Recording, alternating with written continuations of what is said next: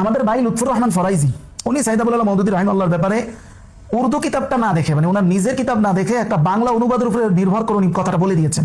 উনি হয়তো সামনে কোনো সেমিনারও এই ধরনের কথাই হয়তো বলবেন। তো এটা যে একটা মিথ্যাচার হয়ে গেল, এটা কি ঠিক হলো? দুই নম্বর বিষয় হলো উনি আরেকটা বিষয় বলেছেন, এটার একাডেমিক বিষয় গভীরতা না বুঝে উনি বলে দিয়েছেন। এখন মাওলানা মওদুদী রাহিমাহুল্লাহ যে একাডেমিক জ্ঞান রাখতেন ওটা যদি আমরা না রাখি তাহলে তো স্বভাবতই তিনি আমাদের হাতে মাজলুম হবেন, খুবই স্বাভাবিক।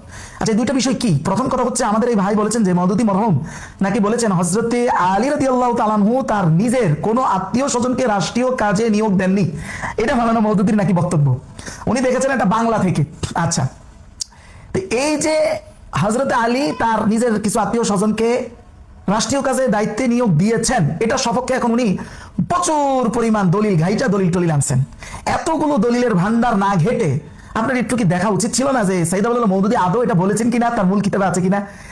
কিন্তু উনি এটা দেখেননি। তাহলে ওনার কেন মূল কিতাবটা দেখার ফুরসত হয় নাই? এই ব্যাপারে আমি সূরা আলে ইমরানের 120 নম্বর আয়াতটা একটু স্মরণ করতে চাই। আল্লাহ বলেছেন ইন তামসাসকুম হাসানা তাসুহুম, তোমাদের ভালো দেখলে মুখ কালা হবে, ওয়া ইন তুসিবকুম সাইয়্যা ইয়াফরাহু বিহা, তোমাদের খারাপ দিন দেখলে তারা খুশি হবে। এটা মেইনলি বলা হয়েছিল মুনাফিকদের ক্ষেত্রে। আমি কাউকে মুনাফিক বলছি না, কিন্তু এই যে একটা ব্যাপার, আমরা অপোজিশনে যারা আছে তাদের কোনো একটা কিছু বের করতে পারার যে একটা টেন্ডেন্সি এবং কোনো কিছু বের হলে আমরা খুশি হয়ে যাই, এই ব্যাপারটাই আয়াতের আংশিক অবস্থার সাথে তো মিলে। আমি বলছি না কেউ মুনাফিক, এটাকে সাইকোলজির ভাষায় বলা হয় কনফার্মেশন বায়াস। মানে একটা মানুষের ভিতরে আগে যে বিশ্বাসটা ঢুকায় দেওয়া হয়েছে সেই বিশ্বাস অনুযায়ী সে দলিল খুঁজে। তো যখন আপনার বিশ্বাস অনুযায়ী দলিল খুঁজতেছেন, কথা বুঝছেন, আপনার এটা গবেষণা না, কিন্তু এটাকে গবেষণা বলে না, এটা বিশ্বাস অনুযায়ী সে দলিল খুঁজতেছে, তখন হয় কি দলিল আংশিক কোনো জায়গা থেকে পাইলেই তার জন্য যথেষ্ট হয়ে যায়, কারণ সে তো গবেষণা করতেছে না। একজন মানুষ যখন গবেষণা করে না তখন তার জন্য দরকার শুধু একটা ক্লু পাওয়া, একটা ক্লু পাওয়া।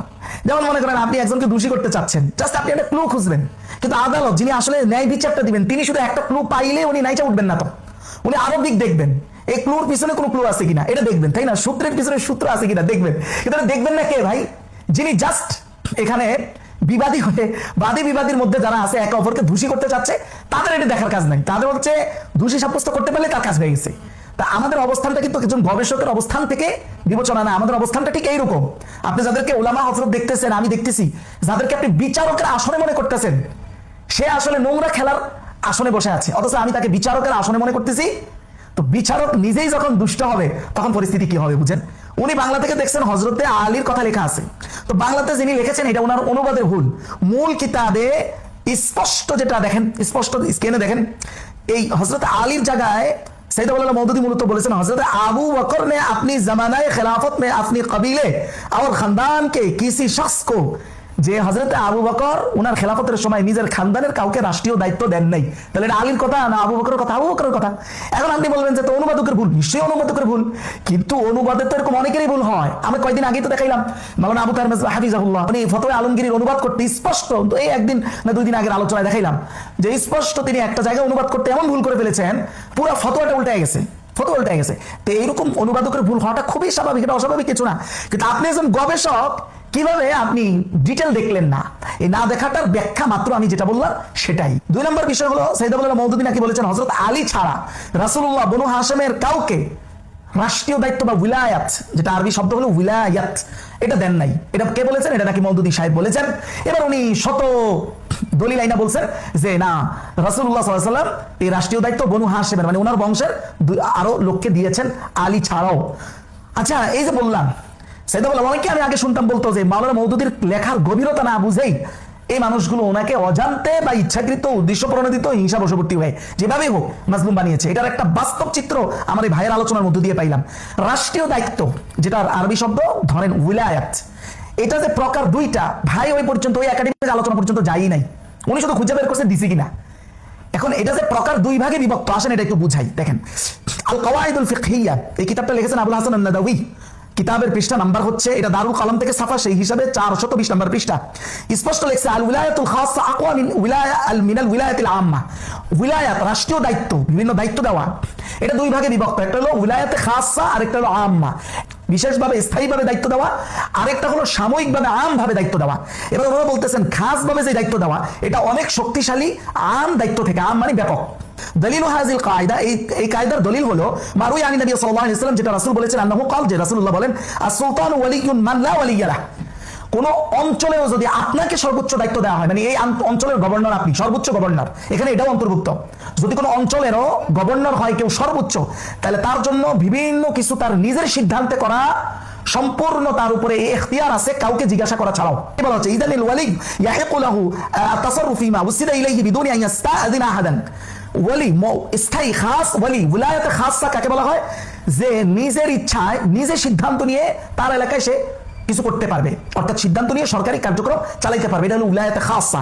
আল উলায়াতুল আম্মা। আর ব্যাপক দায়িত্ব কাকে বলে? ওয়াহিয়া তাকুনু ফিদ দীন ওয়াদ দুনিয়া ওয়ান নাস ওয়াল মাল ওয়া ফিহা দারাজাত তাফাউত মিন উলায়াতিল ইমামিল আযম ইলা উলায়াতি নওয়ারিহি। দেখেন, এটা হচ্ছে ব্যাপক দায়িত্ব। এটাকে বলা হয় যেখানে আপনি মূল দায়িত্বশীলের আন্ডারে আপনি সাময়িক একটা দায়িত্ব পালন করবেন, সেটা দিন দুনিয়া নাফস মাল, এটার মধ্যে অনেকগুলো প্রকার আছে। অর্থাৎ আপনার উপর একজন এমন দায়িত্বশীল আছে, ঠিক যেতটুকু সে বুঝাই দিছে আপনাকে এইভাবে এভাবে কাজটা করো, অতটুকুই আপনি করতে পারবেন, নিজে থেকে এখানে কিছু করার কোনো সুযোগ নাই। এটা হলো উলায়াতে আম্মা, মানে ক্ষণস্থায়ী কোনো দায়িত্ব দেওয়া। একই বিষয়টা কিতাবুল আহকাম সুলতানিয়া আল উলায়াতুদ দীনিয়া, এই কিতাবের 47 নম্বর পৃষ্ঠা আমার নুসখা অনুযায়ী। আচ্ছা, এখানে লেখছে আল ইমারা আল জিহাদ খাসা বিকিতালিল মুশরিকিন, যে মুশরিকদের যুদ্ধের ক্ষেত্রে যে জিহাদি ইমারত মানে দায়িত্ব দেওয়া, ওয়াহি আলা দরবান, এটাও দুই প্রকারে বিভক্ত। আহাদুমা আন তাকুনা মাকসুরা আলা সিয়াসাতিল জাইশ ওয়া তাদবীরিল হারব, এটা একটা। আরেকটা হলো আদ-দরবু সানি আন ইউফাউযিদ আল আমির ফিহা জামি' আহকামিহা মিন কাসব আল গনাইম ওয়া আকদ সুলহ। জিহাদের ক্ষেত্রে যে রাসূলুল্লাহ দায়িত্ব দিয়েছেন, এটা দুই প্রকার। একটা হলো জাস্ট উনি সৈন্যবাহিনীর পরিচালনা করবেন, অর্থাৎ যুদ্ধের একটা পরিচালনা করবেন, এতটুকুই। সৈন্যবাহিনী বিন্যাস করা, কিভাবে হামলাটা করতে হবে, এটা এতটুকু। আরেক দায়িত্ব হলো পুরো যুদ্ধ পরিচালনা, গনিমত বন্টন, মানে যা যা এভরিথিং, পুরা দায়িত্ব। এই দুই দায়িত্বের মধ্যে পার্থক্য আছে, একটা হলো আম আর একটা হলো খাস। রাসূলুল্লাহ সাল্লাল্লাহু আলাইহি ওয়াসাল্লাম যাদেরকে বিভিন্ন দায়িত্ব দিয়েছেন বনু হাশেমের, কাউকে উলায়াতে খাসা দেন নাই। স্থায়ীভাবে কোনো জায়গার গভর্নর অথবা কোনো যুদ্ধের পুরো দায়িত্ব, টোটাল দায়িত্ব ওনার উপরে দিয়ে দিয়েছেন, এটা হযরতে আলী ছাড়া এইরকম সচরাচর বনু হাশিমের কাউকে দেন নাই। সাইদ আবুল মওদুদির কথা তো সঠিক। আর উনি যেগুলো বলতেছেন দিচ্ছেন, এগুলো হলো উলায়াতে আম্মা, মানে ক্ষণস্থায়ী দায়িত্ব।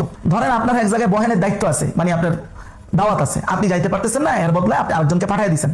তো যেই বক্তারে পরে পাঠাইছেন, সেই বক্তাকে এখানে মূল দায়িত্বশীল, মূল ওয়াইজ হিসেবে নিজেকে দাবি করবে, করতে পারবে যে আমার এখানে একটা দাওয়াত ছিল, এটা বলতে পারবে না। এটা হলো অস্থায়ীভাবে আপনি তাকে বক্তা হিসেবে এখানে সিলেক্ট করেছেন।